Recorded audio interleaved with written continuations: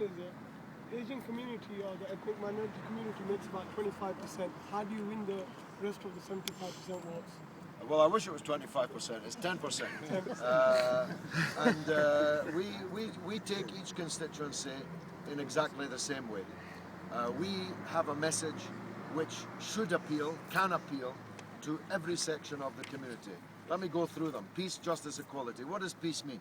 It means that Britain has not got enough money to keep its own pensioners warm in the winter, but it does have enough money to go around the world setting fire to other people's countries. Everybody has an interest in that point, not just Muslims. The money that's been wasted and burned on the wars could have been spent here in Rotherham, on jobs, on schools, hospitals, universities, colleges, wages and services. So there's nothing Islamic about being against the war and being in favour of peace. Justice is for everybody. We were yesterday, Yvonne's campaign called Caged Prisoners, talking about the proposal for secret trials in Britain for the first time in 1,000 years. This just doesn't affect Muslims. If this law had been in effect at the time of the Hillsborough issue, we would never now know the truth of Hillsborough, because it would have been dealt with by a secret trial. And equality, as the name suggests, everybody has an interest in equality. Who wants to live in a society where some people are treated differently to others because of something that had nothing to do with them? God made them the way they were, how they look, how they are. And if you have inequality, you have discrimination, and some people are treated differently to others, and that cannot be right. So we will approach this election in the way that we approach all elections, speaking to all the people about the issues that we think concern them, and I hope that we will have support. Now, of course it's true, only a fool would deny that we have historically we've only existed for 8 years, if we can use the word historically, but in the 8 years that we've existed, we have obtained massive support from certain sections of the community. That's because of the background and the record that I have and that Yvonne has. I just give you one example. When Israel massacred the refugees in the camp at Jenin in the West Bank of occupied Palestine, Yvonne and I were in the camp whilst the smoke was still rising and the dead were still lying unburied under the fallen masonry. Dennis McShane was backing Israel. On your behalf, by the way, as your MP, he was backing Israel in its massacre of the Palestinian refugees in Jenin. We're proud about that. We're proud of the stand that we took. Not everybody's interested in Palestine, though I would argue they should be, because if there's no peace and justice in Palestine, there'll be no peace or justice anywhere else in the world. But of course, Muslim people who feel the Palestinian question most acutely are drawn to us because of our record on these things. We're not ashamed of that. We're very proud of that. I hope every Muslim in Rotherham will vote for Yvonne Ridley. But if every Muslim in Rotherham did vote for Yvonne Ridley, she still wouldn't win if nobody else did. So it goes without saying that we are after everybody's vote. But we hope we can count on this ummah present here. We hope so. We hope we can count on this ummah present here. After all, who are they going to vote for? Who are the Muslims in Rotherham going to vote for? The party that killed 1 million Muslims in Iraq? 1 million, imagine 1 million dead people. New Labour killed them. Why would you vote for them? How are you going to answer that on the Judgment Day? You had the choice to elect one of the leaders of the anti-war movement. Instead, you rewarded the people that killed 1 million people in Iraq by voting for them again. How's that going to play on the last day?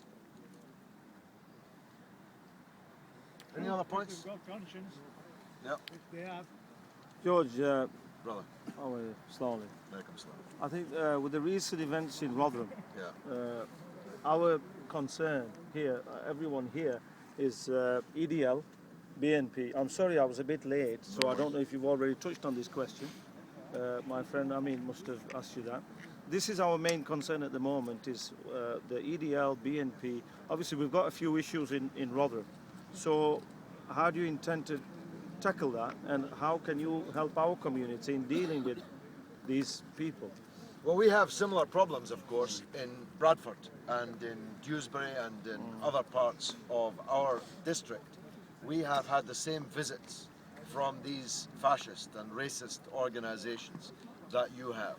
And the way that we have approached it is this.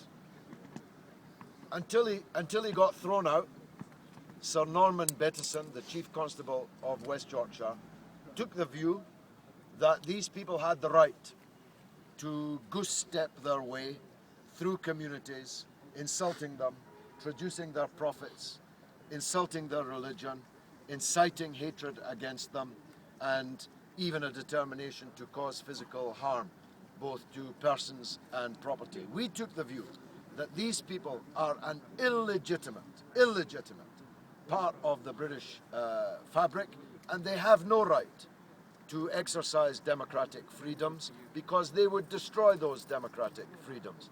In any case, someone's rights are circumscribed by the rights of others. I have a right to swing my fist here, but not if it connects with your face. That's where my right to swing my fist ends. Just before I've it got lads connects behind me. with your face. I've got some big boys I behind wouldn't me. dream of it. Believe me. I wouldn't dream of it. But you see my point. There are limits to freedoms, and there has to be a limit to people who are using freedom to incite hatred and destruction on the society, which will mean the end of all freedoms in the end. So we oppose the EDL being allowed to march, being allowed to rally. And we told Norman Bettison this. He denied our pleas and he allowed them to go ahead with predictable results.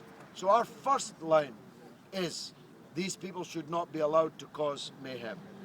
But the second line is, if they are coming, we have to unite the maximum number of people across all communities against them, to turn our backs against them and to shun them, as all civilized people should do. And that requires skillful negotiation. It requires an approach to politics that we think we have pioneered in this country. In the great anti-war movement that we built it. Of course, there were many Muslims, hundreds of thousands of Muslims in the anti-war movement, but there were hundreds of thousands of others, and we made one hand of them, brought them together to try and stop the war on Iraq, and that's the approach that we take to the EDL and these other racist organisations. I'm sure they'll be in this by-election, by the way, in one form or another, and I hope that the people of Rotherham shun them completely. Can I just say one last word? Yes, sir.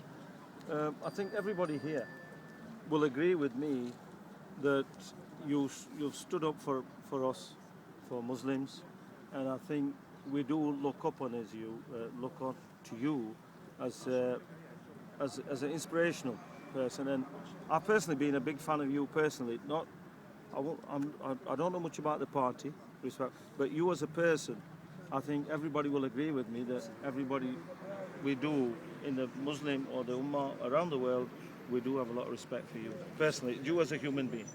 And I think, I would just like to say that thank you for, giving us this talk, and it's been, you've always been inspirational, and that's it. But as a stance against Israel, going to war in Iraq, I've always been a very strong opposition to that.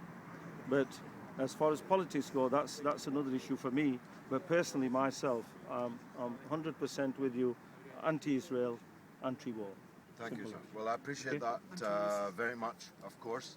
And I could answer you in Arabic, La shukra ala wajib, don't thank me for doing my duty. But I would add this. I didn't do what I did, and Yvonne didn't do what she did in order to get anything back from anybody. We believe in the Judgment Day, as I said earlier. I hope if there is a reward to be had, that reward will come on the last day. You don't owe me your votes. None of you owes me a vote. None of you owes Yvonne a vote. You can vote for whomsoever you please. But you have to also face the judgment day. And for a religious person to reward these killers and thieves with endless political support just is wrong to me. Somebody shouted the word conscience earlier. I don't know how that could be squared. Because on the last day we are asked what we did, what we didn't do, what we should have done. And I'm in no doubt about this. Yvonne Ridley, as a believer and as a human being, as someone who marched, spoke, organized, fundraised, traveled to try and stop these disasters that have overcome the people of Iraq and overcome the people of Palestine, she has a right to at least compete for your votes. Because I don't think whoever stands against her is going to have her record. I don't think they're going to have my record. So I'm confident that we can compete here. And we have a real chance of winning here. And Labour is afraid of us here. And that much is evident from the fact that we're standing out here on the street. Don't know if you're aware, we were denied our venue, which we had hired, contracted, and has now been closed to us. That's a sign of the anxiety that they have. And the fact that they've called this by-election so very quickly, unprecedentedly quickly in the circumstances, is another indication that Labour is afraid of us. And I hope that they have good reason to be afraid of us.